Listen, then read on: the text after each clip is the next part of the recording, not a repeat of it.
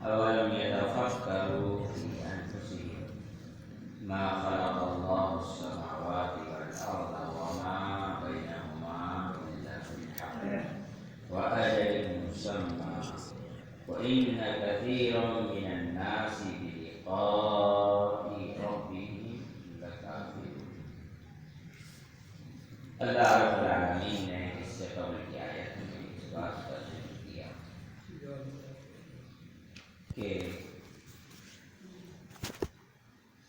کفار دنیا کی ظاہری زندگی سے باخبر ہیں، لیکن آخرت سے وہ بالکل غافل اور بے خبر ہیں۔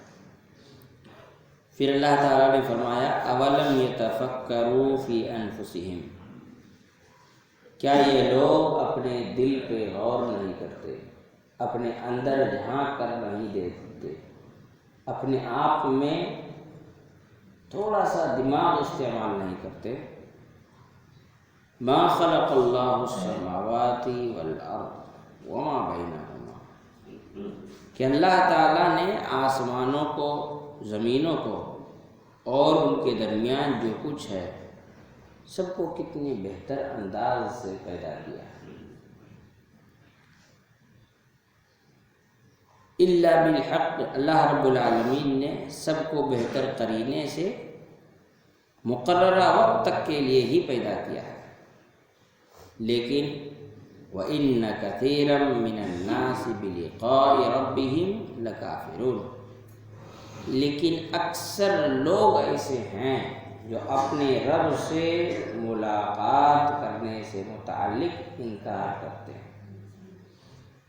یہاں اللہ رب العالمین نے 3 باتوں کا ذکر کیا۔ پہلی چیز، انسان کو غور و فکر کرنے کا حکم۔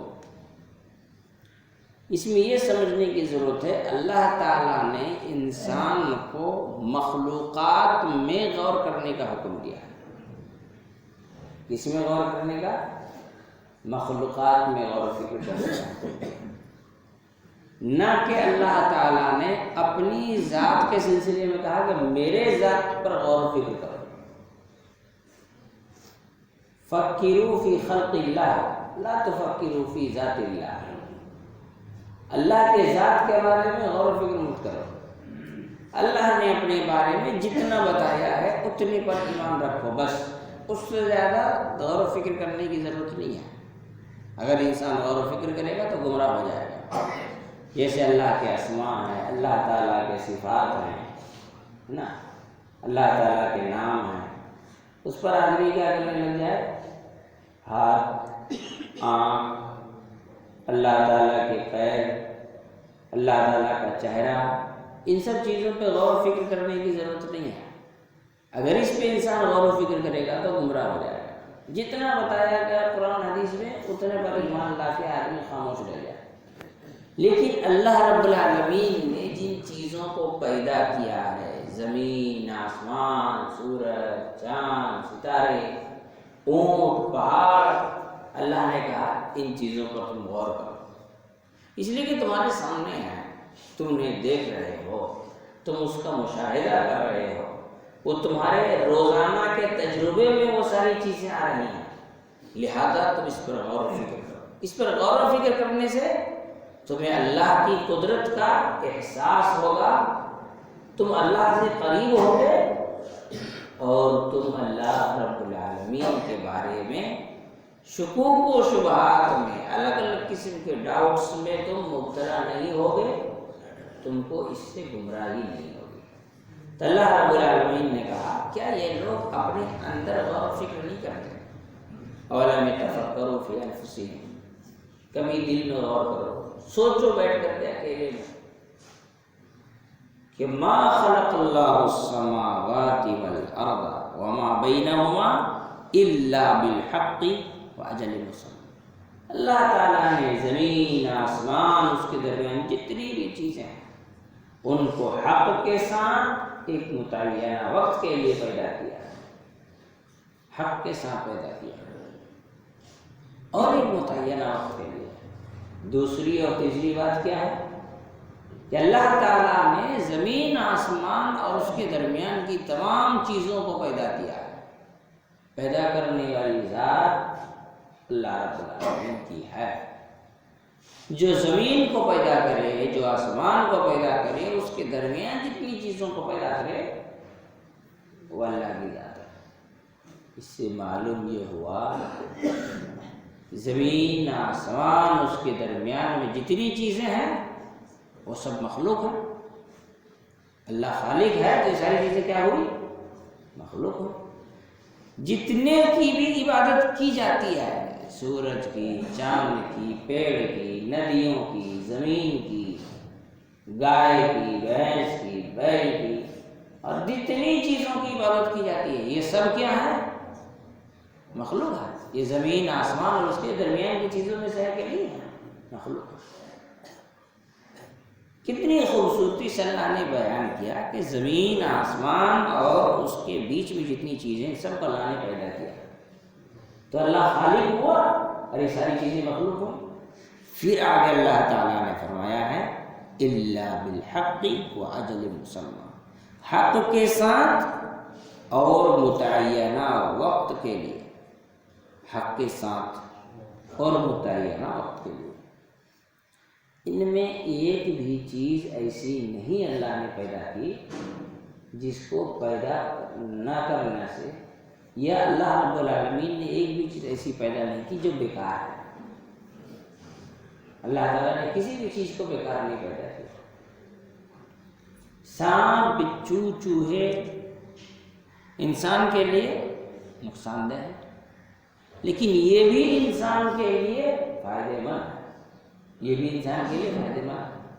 یہ الگ بات ہے کہ ان کا فائدہ انسان کو سمجھ میں آئے یا سمجھ میں نہ آئے، لیکن سانپ، بچھو، چوہے یہ وہ مخلوق ہیں، کیچوے، جو اللہ رب العالمین نے اس لیے پیدا کیے ہیں تاکہ انسان کو اس سے فائدہ ہو۔ هو الذی خلق لکم ما فی الارض جمیعا، زمین میں جتنی بھی چیزیں ہیں اللہ نے تمہارے لیے پیدا کی ہے، اس سے تم کو فائدہ ہے۔ یہ الگ بات ہے کہ کسی کا فائدہ تمہیں سمجھ میں آتا ہے اور کسی کا فائدہ تمہیں سمجھ میں نہیں آتا۔ پھر آگے اللہ نے فرمایا وَأَجَلٍ مُّسَمًّى، ایک متعینہ وقت کے لیے پیدا کیا۔ سورج جس کی تم پوجا کر رہے ہو وہ متعینہ وقت کے لیے ختم ہو جائے گا، چاند ختم ہو جائے گا، ندی یا جو پانی پی کے ختم کر دیں گے اس کا سوکھ جائے گا۔ ہاں، اسی طرح سے جن جانوروں کی پوجا کرتے تو مر ہی جاتے ہیں، کتنے کو کھا جاتے ہیں لوگ۔ الا اجل مسمى، ایک متعینہ وقت کے لیے۔ تو جو مخلوق ہو اور کسی ریزن سے ان کی زندگی ہو، ایسے ہی نہیں ہو، اس کی زندگی کسی ریزن سے ہے، اور ایک متعینہ وقت کے لیے ہو، وہ کیسے رد ہو سکتا ہے؟ اولم یتفکروا فی انفسہم، کیا لوگ اس بات پہ کبھی بیٹھ کر اکیلے میں سوچتے نہیں، غور و فکر نہیں کرتے؟ کبھی تو دماغ استعمال کیا کرو۔ پھر آگے اللہ تعالیٰ نے فرمایا وَإِنَّ كَثِيرًا مِّنَ النَّاسِ بِلِقَاءِ رَبِّهِمْ لَكَافِرُونَ، اتنی ساری باتیں بتانے کے بعد بھی دنیا میں اکثر لوگوں کی ایسی ہے جو اللہ سے ملاقات کا انکار کرتے ہیں، یعنی قیامت کے دن کا انکار کرتے ہیں۔ انہیں لگتا ہے ہم پیدا ہوئے ہیں تو ہم اپنی مرضی سے ہی مریں گے، اس سے پہلے ہم کو موت ہی نہیں آئے گی، ہے نا۔ اس سے ایسا لگتا ہے کہ ہم پیدا ہوئے ہیں، اب مر بھی گئے تو اس کا حساب و کتاب نہیں ہوگا، پوچھنے والا کوئی نہیں ہوگا۔ ہمارے یہاں ہندوستان میں جو ہندو دھرم کے لوگ ہیں ان کے یہاں ایک کانسیپٹ ہے کہ آدمی دنیا میں کتنا بھی بڑا برا انسان ہو، مرنے کے بعد وہ کیا ہوتا ہے؟ کیا ہوتا ہے؟ وہ سورگواسی ہوتا ہے۔ ہر مرے ہوئے کو کیا کہتے ہیں؟ سورگواسی ہو گئے، ہے نا۔ ہمارے یہاں ہندوستان میں ہندوؤں سے ہی مسلمانوں نے سیکھا، مر گئے تو کیا کہتے ہیں؟ اللہ کا پیارا ہو گیا۔ مرنے کے بعد اللہ کا پیارا ہو گیا تو زندہ تھا اللہ کے دشمن تھا؟ یہ پیارا ہونے کا کیا مطلب ہے؟ تو سب چیز کاپی کیا ہوا ہے، ایڈاپٹ کیا ہوا ہے مسلمانوں نے. وہیں سے ان کے نظر میں جو بھی مرا سورگ واسی ہوا، اس کا مطلب مر گیا. ویسے ہمارے یہاں پر کیا کہا جاتا ہے؟ بڑے اچھے آدمی تھے، اللہ کے پیارے ہو گئے. عجیب بات، پیارے ہو گئے تو دنیا میں کیا وہ اللہ کے دشمن ہے؟ اور اگر برے رہے ہوں گے تو اللہ کے پیارے کیسے ہوئے؟ یہ جملہ ہی غلط ہے، نہیں بولنا چاہیے لوگوں کو، لیکن ہے عادت ہے، بولتے ہیں. ہندوؤں سے اڈاپٹ کیا ہوا وَإِنَّ وَلَكِنَّ لیکن وَإِنَّ كَثِيرًا مِّنَ النَّاسِ بِلِقَاءِ رَبِّهِمْ لَكَافِرُونَ، لیکن اکثر لوگ ایسے ہیں جو قیامت کا انکار کرتے ہیں، اللہ سے ملاقات کا انکار کرتے ہیں، آخرت کے دن کے حساب و کتاب کا انکار کرتے ہیں. اللہ رب العالمین ہم تمام لوگوں کو سمجھ کی توفیق.